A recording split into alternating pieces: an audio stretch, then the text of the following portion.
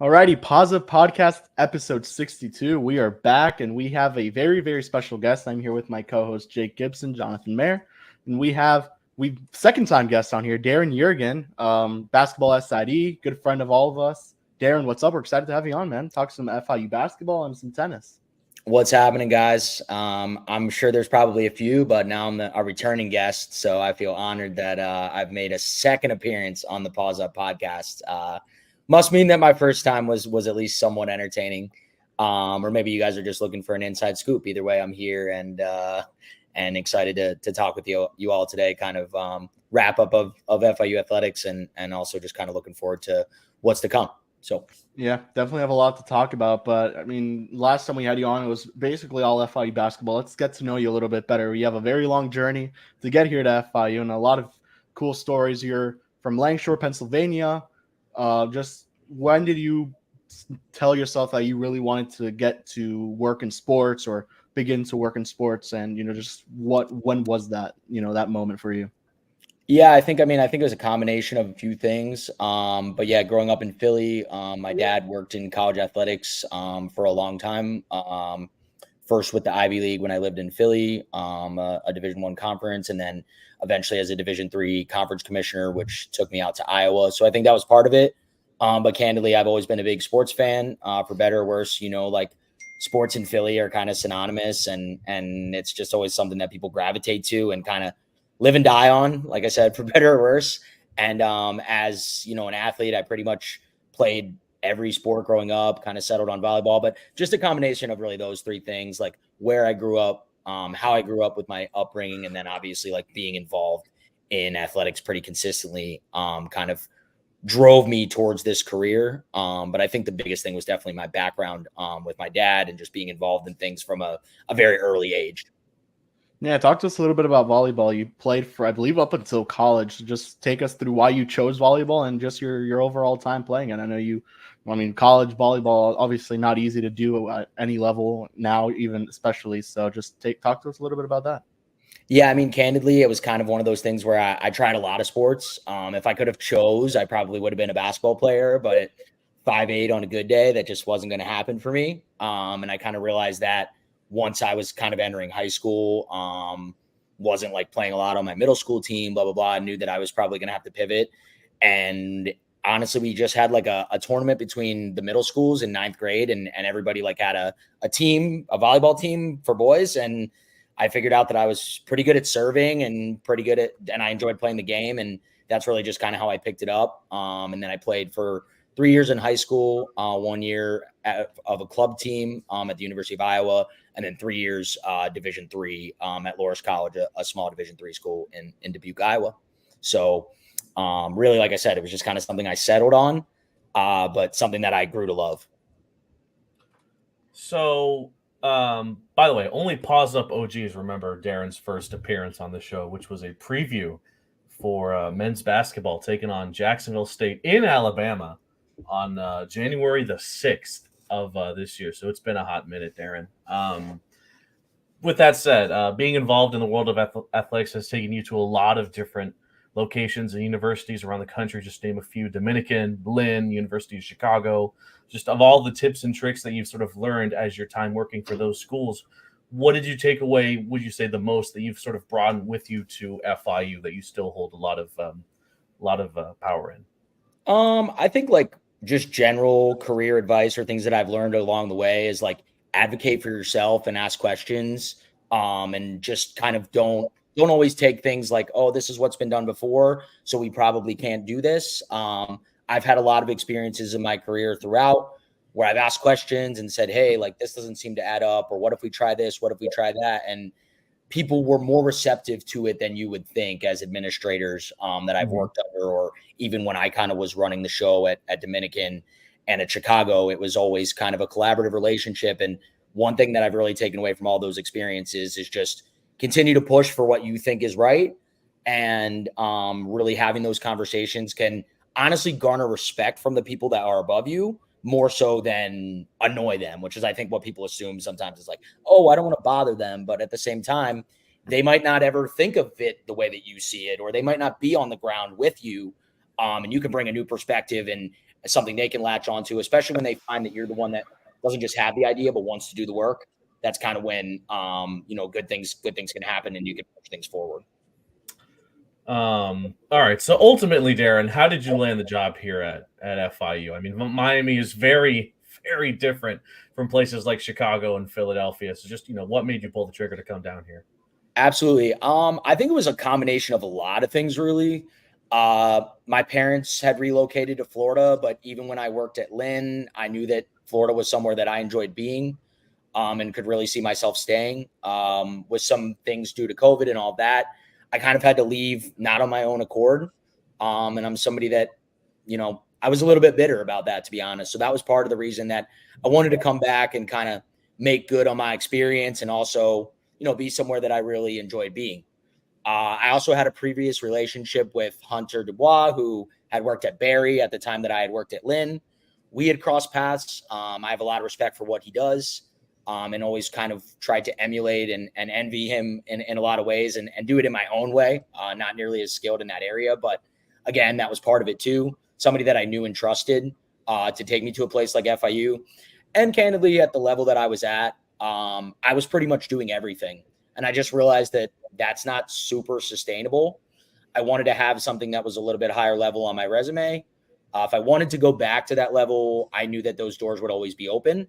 But making a jump from Division III to Division I, while it's definitely something that's doable, that opportunity doesn't arise for everybody every week, right? So when I had the chance and I knew it was, looking pretty likely and I was wanted at FIU, and I, candidly loved what was being done at the school, and it was innovative. It was fun. I could be involved in social media. It was just a really good fit. But all of that saying, like, it was also a great opportunity that, I wasn't going to pass up, and I found any way to do it. And in the middle of August, I said I wasn't leaving Chicago. And by the beginning of October, I was working at FIU. So that's just kind of how it happened. And definitely no regrets. And it's been a great decision for me. That's a quick switch, but in the end, it probably ended up well. So obviously for you, you've been here, what is that, 7 months, 8 months, around that time frame about. But just talk a little about being in Miami, the surroundings, just being able to become to the 305 lifestyle. Yeah, I mean, it's obviously beautiful most of the time, and I think the weather is a really underrated aspect for people that have never lived in Florida and maybe don't understand. But honestly, for the work that we do, especially on the content side, like when it's sunny and nice out every day, it makes things a little bit easier and more tolerable even when it's bad, right? A combination of that, but like I've always been somebody that likes the pop and flair and doesn't like boring and wants to be innovative, and at some point has a desire to be in a position where you're overseeing whatever they want to call brand advancement or whatever it is. And certainly me understanding that FIU and Miami and the 305 kind of all stands for that, sort of made it an even better fit from a cultural standpoint. And for you, I guess this is kind of cool for me as well. You talked about your career and what you've done in the past 6-7 years. What are some advice you give to somebody that wants to get involved in public relations or social media content creation, trying to get their jump start to the career? This is for Johnny right here. Honestly, I think like it's really some of the most cliche advice. So I won't even use the phrase like fake it till you make it, but just be confident in who you are. Like, especially if you've been working in the industry long enough that your stuff, just stand your ground and be confident in who you are. This job is all about collaborating. So no, you can't say no to everything and do just what you want. But at the same time, my advice is just like, try to build that trust. And the more confident you seem, even if you're not 100% confident yet, the more confident you seem, the more trust that you'll develop in the relationships that you have with other people, whether it's coaches, administrators, whatever it is. And you'll find that if you take that mentality, they'll come to you with things eventually, as opposed to the other way around. So that's always my biggest thing. Is it's not something I've been blessed with, I guess, in a way. I've always been a relatively confident person, but I think confidence is huge just in how you carry yourself, especially when you're young. I know like all three of you guys are very young, and what you're doing for your age should be celebrated, to be honest. I don't know if you guys even realize how cool it is and how you're in this space at your age that a lot of people are still trying to break into at my age, in my early 30s. So like, it's one of those things where you just be confident, be a hard worker, and continue to climb the ladder. So as kind of, Johnny mentioned, you've been here already for almost a full athletic season. You got here, I want to say, the Vice Week. Just talk to us about some of the bigger challenges you faced early on when you got here to FIU. Obviously, you're new. You had to grab the both women and men's basketball team because, as you know, the final SID still had yet to arrive. But just talk to us about those early challenges, almost having about 3 to 4, almost 5 sports having to deal with. I know volleyball is the other one. Yep. I mean, I think coming in, it was very much about hitting the ground running. And honestly, that's just what athletics is about in general. Most places aren't going to spend a whole lot of time bringing you up to speed. They're going to try to empower you with what you know, and you'll kind of figure it out along the way. And that's kind of the strategy that I took at FIU. I leaned on some of the people that had already been here, whether it was Johnny, whether it was Randy, whether it was anybody that was around that could help me. Just kind of like, what are we exactly supposed to set up for this game? Blah, blah, blah, blah, blah. And that sort of made things more seamless in a way. But certainly like meeting with coaches early on and just understanding what their needs are and the things that they've been frustrated by and how I can kind of manage those relationships were important too. But, candidly, I think the level that I came from kind of prepared me for that because I was used to managing every sport. At Dominican, I was the only guy. Like, I didn't have an intern, nothing. So I think we had 16 sports and I did them all. I wasn't traveling with the team, but I was creating all the content for social media. I was statting the games, writing the releases, doing the PA announcing, doing the broadcasting, doing a little bit of everything. Candidly, that's one of the reasons that I left because that's just not sustainable or fair. It puts a lot of pressure and stress on you. And honestly, you can't do the job you want to do like that. But I think stepping into a situation at FIU where we were a little understaffed, it was kind of a good fit for somebody that's used to being understaffed, I guess is the best way to say it. So let's get into some. Oh, wait, am I good here? Okay, I'm good. What do you remember the most about the first ever FIU athletics event that you ever took part in? What do you remember about that? Well, it was the Vice game, so it was honestly like a really cool thing to be a part of. Honestly, what I remember the most was just like literally trying to like direct the traffic for the Lambos and stuff driving on to campus and all this. And it was just kind of one of those exciting moments where it's like, everybody talks about like D3, D1, D2, like there's a lot of valuable experiences that come from all those places. But that was kind of the first moment where I was like, oh, like we're not in Kansas anymore. Like this isn't D3 anymore. Like even whether or not we had relationships to get that stuff, regardless, like that whole type of production doesn't happen for a game. At D3, the guys kind of just show up and play. That's kind of what I was most impressed by, whether it was like being a part of the Panther Walk or just like the cars on the field. I was doing the cell phone videos, blah, blah, blah. Like that was all the stuff that right away I was like, okay, like this is more big time than anything I've really been a part of. And one thing for you, is my mic working? Am I good? Yep. Okay. Yeah. Now, one thing for you, and I think something that a lot of people don't know about is the vast amount of sports you work with, whether it's men's basketball, golf, tennis, volleyball. What is, I guess, for you from an SID perspective, what is something that maybe people don't know? What's something that's maybe there's days where that are easy for you, difficult days? What are something that people don't really know behind the scenes that really just shows how much of an impact the SID role is at a college, Division I level? Yeah, I mean, I think it's very much a hodgepodge of things where you're managing the things that you're supposed to manage, whether that's the website, whether that's all of the, the more monotonous statistical maintenance, all of that. But then if a coach asks you to do something at the drop of the hat, you have to make a decision right then and there. Like, do I have the time to do it? Can I do this? How can I execute this in a way that's what they want, but is aligning with what we want at FIU? And maybe it's above my skill level. And then I'm like, okay, well, I have to figure out a way how to produce this in my own way because I can't get help with it, or they need it at a moment's notice, or whatever it is. So I think it's more of just like the constant level of support that you're kind of expected to provide as an SID. And it's a slippery slope because you want to help these people. That's kind of your job, to help these people. But at the same time, you have to understand like your limits and also all of that. So I think that's one of the big challenges that SIDs face, is just where to draw the line. And then I think for me specifically, like working with a sport like golf, for example, like they don't compete on campus. Yeah. They only practice at Doral. A lot of their events are not even in Florida, right? So I have to find a way to cover and manage that relationship where I don't have them playing in front of me 24/7 like I do the basketball team or the volleyball team or even tennis with all the matches that they host and the conference championships and all that. So I think just finding a way to attack some of those non-traditional sports is also a secondary challenge for SIDs.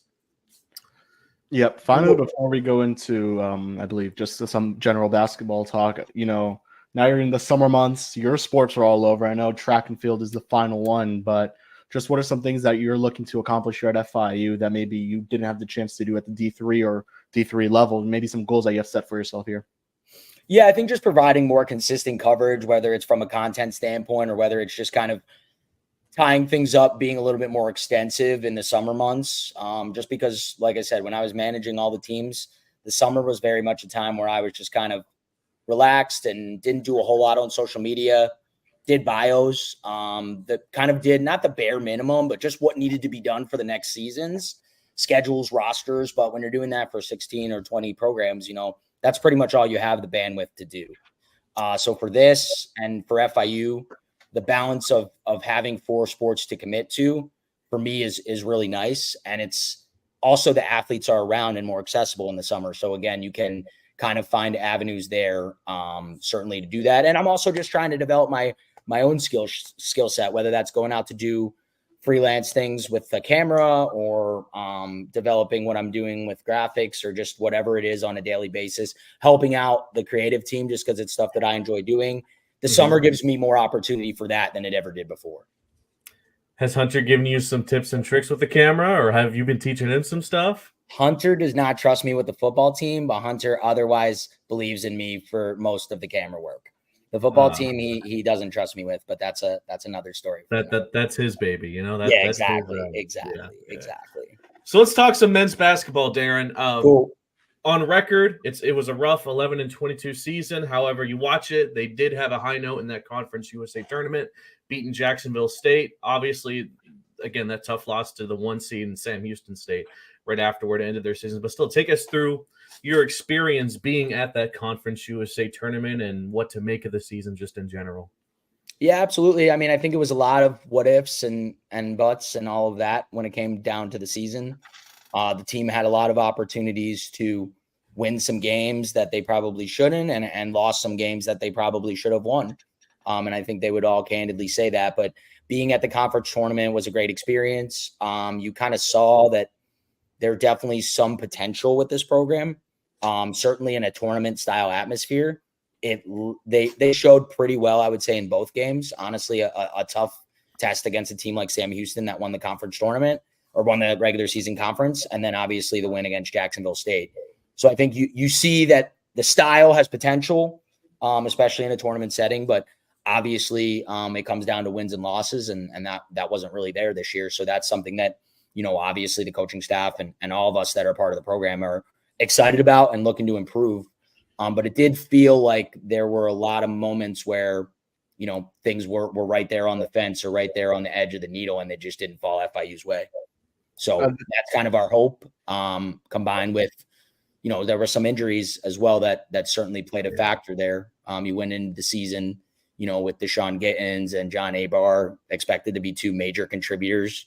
And then when you think about that around the backcourt and kind of he's really more of a backcourt player of Brewer and Hawkins and Dean, then you start to think, okay, like this team has some potential. They've got some scorers. They've got some versatile players, but John went down pretty early and wasn't healthy most of the year. And Day went down with a season-ending injury.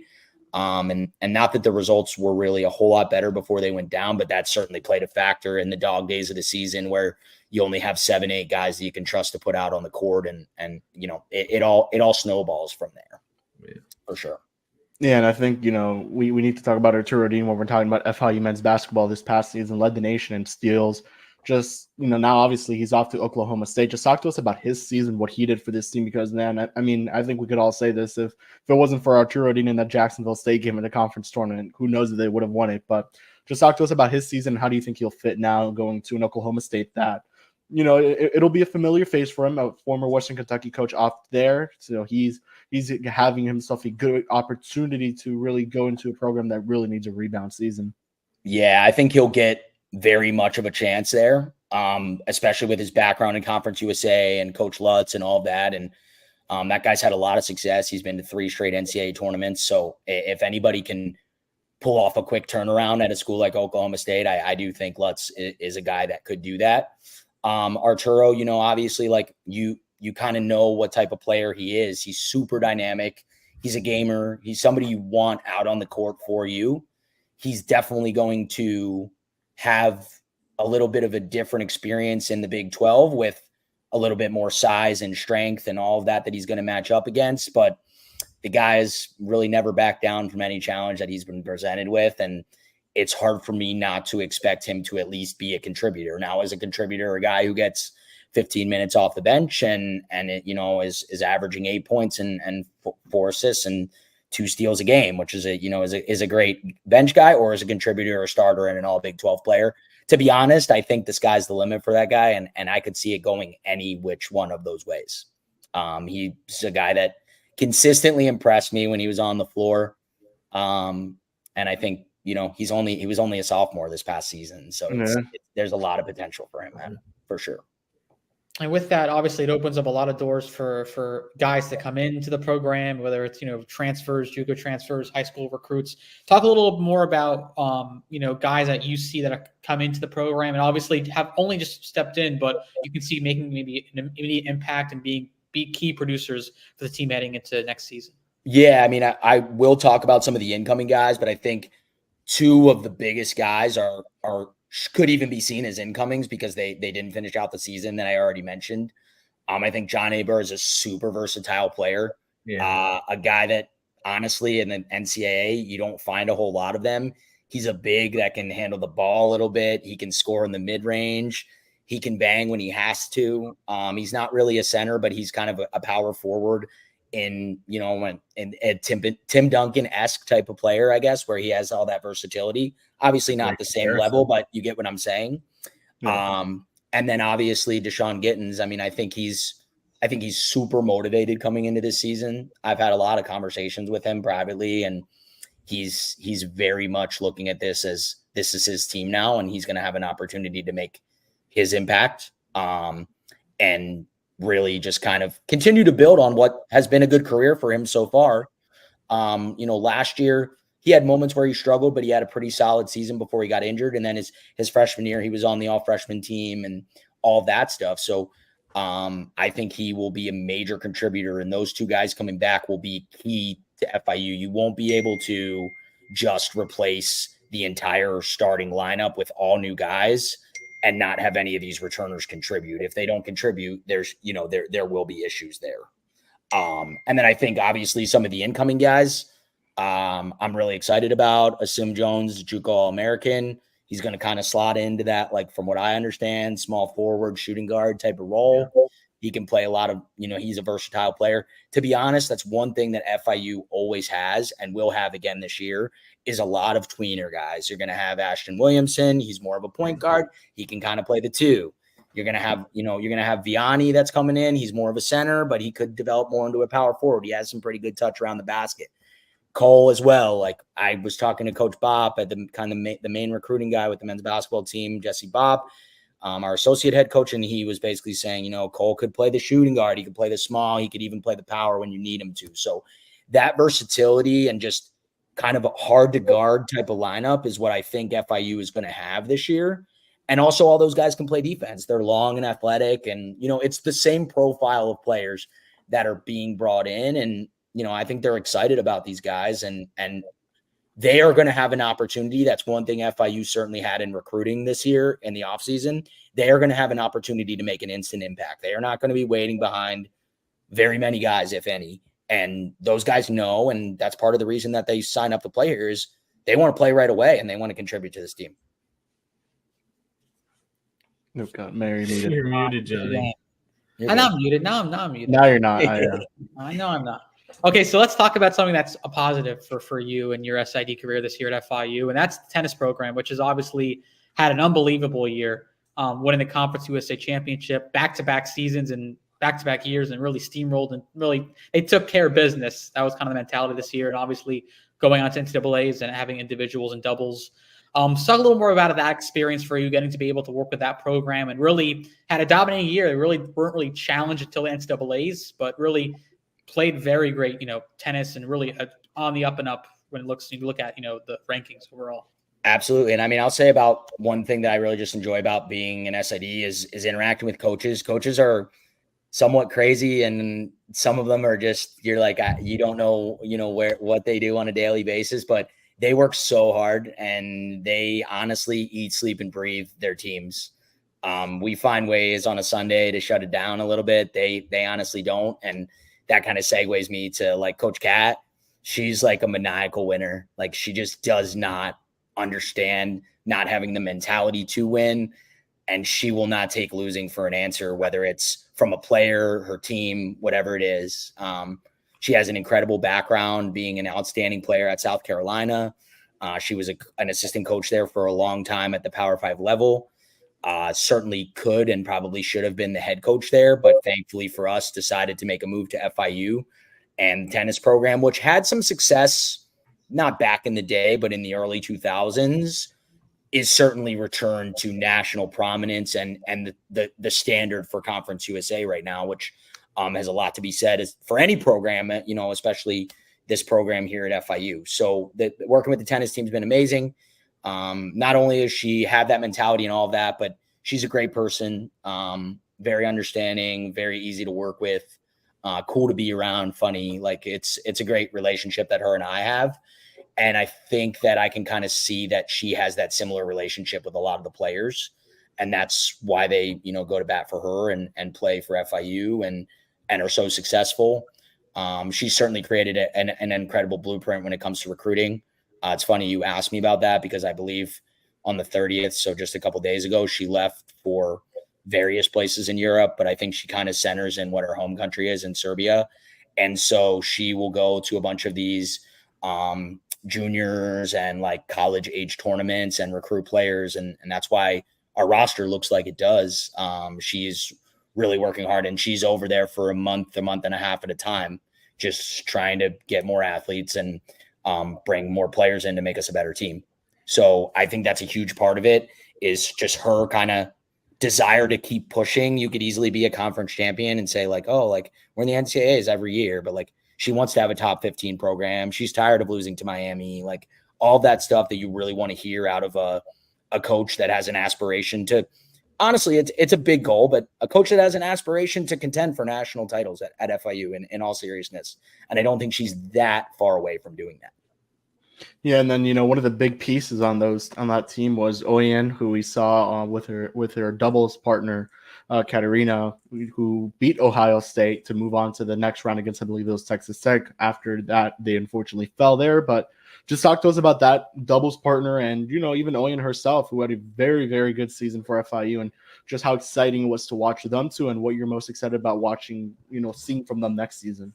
Yeah, I mean, again, only sophomores and a duo together.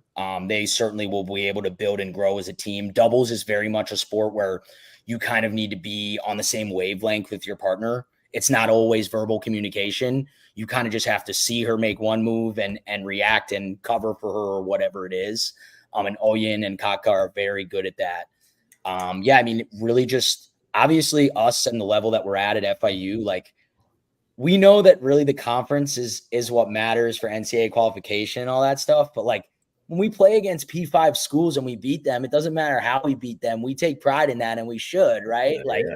When the baseball team won against Miami, like UM might think that it's meaningless, but for us, it's not, man. Like, and it shouldn't be. These are things that help to move the needle.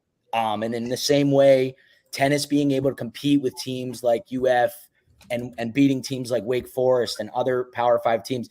The tennis team was the only team. There were only 2 non-Power 5 teams in the top 25, and we were one of them. So again, that shows the ability to compete with those at the Power 5 level in a sport like tennis, which I recognize is different than basketball and football for sure. But at the same time, that's huge for the school and just things to talk about. And people are asking me like, oh, we're winning against Ohio State. Like, is that real? And it's just like, yeah, it is. And it shows you the level that they're at. And similar to some of our track and field athletes and even some of our swim athletes, like competing against national Power 5 competition is what FIU strives for. It's what every G5 or whatever they're calling this nowadays strives for, right? It doesn't matter if they don't care about the game, we do, right? And so that was huge. And Oyen put on a pretty good performance in singles as well at the championships. And Oyen and Kaka gave Texas Tech a run for their money too. They were the number 1 ranked pair in the nation.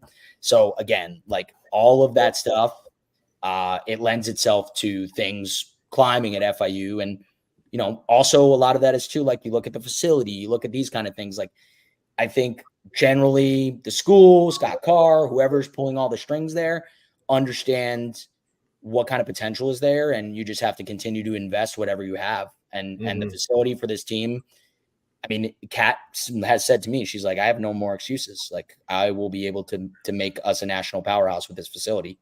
And I believe in that. Like I believe in her. I don't see any reason not to. So it's an amazing facility too. Yeah. If you want to check it out, definitely go because it's a class, you know, it's amazing. I mean, you have the Conference USA tournament there. I think this year we had it. Now I believe we're also having over to here next year as well. So definitely, I mean, just have it here every year. It's probably one of the best facilities in Conference USA. Yeah, absolutely. And it's just another way to continue to separate yourself in recruiting and compete with schools like UF and UM. And you know, that is who Kat is competing with when it comes to recruiting. You know, she's sending me recruiting materials from Michigan State and saying, hey, can we do something similar to this? Because the girl that I wanted decided to go to Michigan State. You know, it's not as simple as that, but you get what I'm saying, who she's competing with and that level. And it's cool to be a part of that, right? Like, and who wouldn't like that? Yeah, I think a good example is men's soccer, where you know Kyle Russell knows that at FIU they can build a national powerhouse. So I think a good example of both of those coaches, in particular, of knowing that FIU they don't have to go somewhere else; they can stay right here and build a national powerhouse and program. And I think that Rich Witten can do the same thing. I'll be honest. Yeah, I think that the baseball program has a lot of potential. I think he's a great guy for the job. Maybe very similar in a way with Kat, where like he's very much a maniacal winner, but that's the kind of person you need calling the shots for your program. And I think that that's another guy that I don't think takes losing. No coach takes losing for an answer, but you get what I'm saying as far as there's potential there for growth for some of those other programs for sure. 100%. All right, so again, let's hype up tennis some more because they have a shot to do something crazy. Back to back conference championships. It's an absurd goal they have for the 2025 season. So just you mentioned Oyen earlier, but who are some of the other girls on the team that you really feel like the fans should know as they get set to achieve that goal, which is insane? Yeah, I mean the lineup, honestly, this season it was kind of crazy how interchangeable it was. Oyen's a top 50 player, had been ranked in the top 50 pretty much the entire season, was lucky enough to go represent Nigeria at the Africa Games for 2.5 weeks in the middle of the season. With Kat's blessing, she went there. Katia Kairutanova just stepped right in, played at number 1 and didn't lose a match the rest of the year. So, and Kat then honored that and had her play at number 1 as she deserved to, you know, after maybe not say earning that spot, but getting that spot and not relinquishing it by losing. So the one nice thing that they really have there is just they have so much versatility and an interchangeable lineup. Katka Mandelikova is not a number 4 player for very many teams in the nation, but and you can see by her record that she's not. She was going to win against UF. She was going to win against UM. So you have somebody at number 4 that's also, you know, in a top 30 doubles pair, and you have, you know, Valerie Janina that came in January. She's our highest ranked player. She's playing at number 3 right now when it comes to like the international rankings. So again, like that top 4 is super, super solid. And Kat knows that obviously those players are looking to get better, but our top 4 can match up with anyone.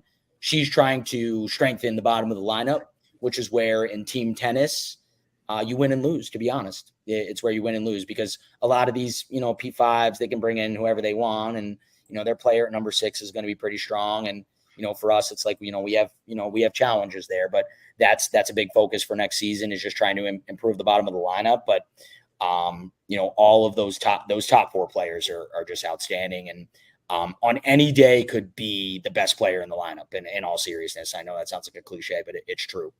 Janina was the player of the Conference USA tournament. Kairu Tanova won the CUSA Player of the Year, and Oyen and Kotka won the doubles, the CUSA doubles team of the year. Oyen was the Player of the Year last year and the Freshman of the Year. So it's just there's so much versatility and depth there for them, and that's really their biggest thing. And it not only helps them win matches, but it helps them push each other in practice and get better.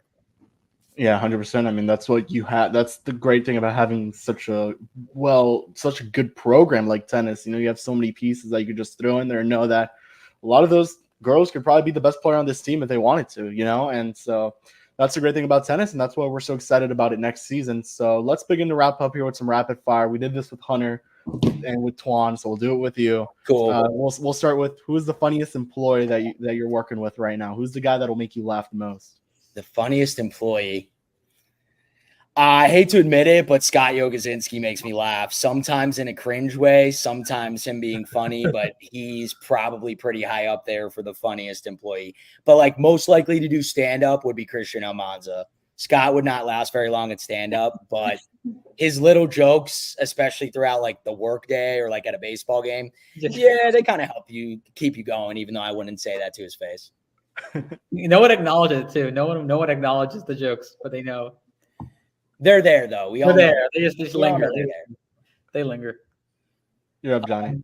I'm up. Okay, so yeah, obviously, you talked about the 4 sports you work with. This is a tough question, but you can give the right answer. What's your favorite sport to work with? Favorite sport to work with. I'm gonna cop out, but I'm gonna just say what everyone's winning that day. There's nothing better than winning. There we go. There's nothing better than winning. All right, to change it then, what would you say on average, game day experience-wise, is the most stressful and stress-free sport that you work with? Stress-free. I feel like I can't even count golf. Kind of runs itself. So it's already stress-free. It's already stress-free, probably tennis. I don't know. It's just a good vibe out there, and for the most part, it doesn't require a whole lot. We also honestly have a lot of support around the team, whether it's fans, whether it's content, all of that, understanding the level that they're at. Stressful, it's got to be basketball. There's a lot that goes into setting up and all of that. But candidly, working in athletics is a high stress job for sure, especially in moments. But I try not to get too rattled or too stressed out. I just make mistakes when I do that. So honestly, I just like to show up early and just kind of take my time. And I find when I do that, everything gets done the way it needs to be done. And I'm ready to rock and roll by game time. And an hour out, I'm, eating Pizza Hut or whatever, Domino's in the classroom at OBCC with you guys and drinking some water and getting ready for the game. So, basketball probably most stressful, but, if this job was crazy stressful at any moment, I would do something else. It's pretty fun most of the time, and that's 99% of the reason that I do it. Yeah, those Domino's pizzas at those classrooms are actually the pickleball courts, if I'm not mistaken. Exactly. It was the old racquetball courts, and then the classrooms. Yeah. That's where right. I mean, but it hits different, man. Those pizzas, they're lights out. They're lights out. Lights out! Lights out! I saw that coming from a mile away, man. Where's your favorite spot to eat on campus, Darin? Favorite spot to eat on campus? Trop. No, I'll say Panda. Panda's always solid. Yes. Dude, Panda's always solid. Trop isn't guesses. really food. It's more just when I'm feeling like I'm every athlete says Tropical Smoothie Cafe. Yeah, because they just want to pretend to be healthy. But I'll pretend to be healthy some days. But do I really enjoy Trop when I have it? Nah. Give me Panda any day of the week. I think the last 3 straight guests we've had is Panda, Reggie. We had Coach Maxley Panda, now you. So that was pretty, so 3 guys who can eat. 3 guys who can eat sounds like. All right, you're a Philly guy, Darin. Pats or Geno's? Okay. I'm gonna say Pats. Pats is over Geno's, but I will say both are gimmick spots, and that's not where you should go. Touristy. That's always that's Johnny will like this plug as a Jewish-owned business. Ishkabibbles is really, really, really good. Ishkabibbles is really good. They have like an original and a 2. That was honestly number 1 for me for a little while. But now, and I shouldn't rank it because I actually haven't had it yet, but Angelo's is supposed to be the spot. So I'll be trying that here in like a month and a half, and I'll make a final ruling on whether Angelo's is above Ishkabibbles as the best steak in the city. How about Jim's? That's where I went. Jim's is solid too. So like all of those, Pat's is like the king of steaks. Jim's is a king of steaks. There's some that are kind of in the same network and they're good. But candidly, this is a hot take too. Cheese steaks are better with like actual cheese than they are with cheese whiz. Yes. If they have the option to get like the sharp provolone or something like that, do that 100 times out of 100 versus the cheese whiz. The cheese whiz is a gimmick. It's not as good. You're just not getting the A1 experience there. And I can put you on some pizza spots too, because I'm a bit of a pizza snob when it comes to that. But I can put you on some pizza spots too if you ever make a trip to Philly. How about a tomato pie? Tomato pie. Now you're sounding more like my experience in Chicago, where I had that deep dish pizza that had the sauce on top. Like that's just not my thing. That's a thing. Like tomato pie, right? That's a Philly deep thing. dish is all right, but it's like one piece fills you up. Like I'd rather be able to eat a whole pizza in one sitting. But a tomato pie is a Philly thing, right? Yeah, I think so. I think it's just like a New York Northeast thing, but yeah, I'll have a tomato pie every once in a while just for a change up. Like yeah, that's like square pizza. Like I said, I don't really believe in square pizza, all that. Like I said, I could get on a whole talk about food. One story for you guys, though, that I think you've heard before, but I don't know if Jake's heard this story. One Miami-related story in a very roundabout way. So, and this is relatively PG. So I traveled to a game with my dad, the Ivy League championship back in the 2000s. I think it was the early 2000s. I could look up the year if I wanted to. And about halfway there, it was a drive from the Philly area to, I believe Harvard was hosting the game. And about halfway to Cambridge, I was like, I really have to go to the bathroom. And my dad was like, we can't stop. We're not going to make it, blah, blah, blah, blah, blah. Okay. So pulled over on the side of the road. The trophy was in the back seat. Got out, went to the bathroom, made sure that nothing happened bad with the trophy, right? It had just been polished, all this stuff. Fast forward, and, 5 hours later, we were in Cambridge. The celebrations had began, and I was handing the trophy to Ryan Fitzpatrick in the locker room and thinking, oh, I'm glad that, I never did anything to this trophy that, would have, damaged it, make my dad look bad, blah, blah, blah, blah, blah. He was like, do not get anywhere near that trophy, blah, blah, blah. So, in a weird way, I had a weird connection with Ryan Fitzpatrick and handed him the Ivy League trophy long before he was a famous quarterback, and really just honestly an overall good dude. So that's my story related to Miami sports that I think I can give from my childhood that I'll always remember. I think a lot of Patriots fans love Mr. Ryan Fitzpatrick for sure there too. So yeah, we'll wrap it up here with you, Darin. Final rapid fire. We ask this to every single guest we've had. Who is the next? You could say content creator because I think I think you guys are probably the closest there. Who's the next content creator? We've had Twan, we've had Hunter that we should get on here on the podcast. I think I know who you're going to say, but everyone kind of has the same answer. Let's see if you. Yeah, I mean, I feel like okay for content. I would say you have to get Christian on the pod. Yeah, there we go. He's got all that FIU lifer institutional knowledge, the lifer stuff. You guys might have to be a little careful with him because it could turn a little bit into you could be getting a lot of information from him is basically what I'm saying. But he certainly knows a lot. Has been around at FIU.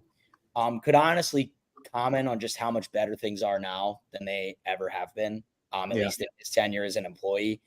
And, that's something that is an outsider that's now an insider, is great to hear, right? Because you want to hear that there's improvement, but you have no background or anything to base that off of.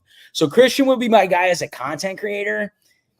And as an athlete, I'm trying to think of an athlete too. That you guys had our fair share. And we have a few in mind, by the way. We do have a few in mind in the weeks to come. Trying to think who would be good. I feel like you guys have had a lot of people, but I don't know. Maybe like Jaden Brewer or Deshaun Gittins. Either one of them would be two guys that are candidates. Just Jaden Brewer will have a lot to talk about. I don't think he would shy away from his decision to enter the portal and then come back to FIU, which I think would be really cool to hear about. I also think Deshaun Gittins, like I said, I hate to put the cart before the horse, but I'm really excited about what he's going to do this year. He seems to have the right mentality. He's working back from an injury. It's just making him work harder. And I think either one of those guys would be solid. They'd provide some good comedic relief for sure. And they're just solid dudes, and two guys that I would say you could have on. But certainly Christian has to make his way here to the Paws Up Pod. We have to make that happen sooner than later. Yeah, everyone says that. Hunter and Antoine both said that, right? It was Christian. I think they both said, Christian. Well, nah, the votes are adding up for Christian, so I think we got to get him on here. Yeah, it's the summer. He has no excuses. He was there for, I believe, the Miami game when they beat when FIU football. Exactly, man. He's been there for everything, man. He's been in a lot of like these FIU like soccer, big things that have happened. He's been around for a long time and like had so many experiences that you're like, you actually went, and so he would be great to have, and he's super versatile, and what he does is a little different than Christian and Twan and certainly me. So like you would have some other angles to explore with him. So we'll work on him. All right, Jake, wrap us up. Yeah. By the way, where did you say was the best place to get an authentic Philly cheesesteak in Miami? In Miami? Oh, I don't know. I stay away from getting cheesesteaks and pizza in Miami. I would say only the closest is like somewhere in Broward or Palm Beach. But I'm sure like if somebody put me on a spot, I would try it. Yeah. But it's like when I go to a restaurant, I'm not going to order a cheesesteak because I'm a little worried I'm going to be disappointed, right? Yeah. But if somebody put me on a spot, I would go. I'm a foodie in that way. I like to try things, and you're probably right, Johnny. I used to live in Palm Beach and up in Broward. There's a lot more transplants that can get the job done for sure. Even over on the West Coast. Never had a good Philly cheesesteak in Miami. Miami has great food, but cheesesteaks is not. You're not going there. Cheesesteak here, man. Can you get a cheesesteak from Publix? I don't even know. Wawa is the closest thing. And don't knock Wawa, by the way. Don't knock Wawa. Wawa's great. Wawa is a Philly staple and a place that I grew up going to a lot. So anytime we needed quick food on the go or high school where you didn't want to spend money, we just go to Wawa, grab some sandwiches, whatever. So I'm a big Wawa guy for sure. Love Wawa. Alrighty, Jake. Alrighty, Darin. Thank you so much for spending some time with us today as we tick down another SID off the list. We've had Johnny for a while now. He's made it easy on us. But to everyone watching, again, thank you so much for watching this episode of the pod. We'll, of course, probably have another one lined up. We have a very special project we'll be announcing not that long from now that we want y'all to get hyped up for and participate in. So that should be fun. Until then, as always, Darin and Kevin, Johnny, have a great rest of the night. Go watch the Panthers win the Stanley Cup, and paws up. Paws up, boys.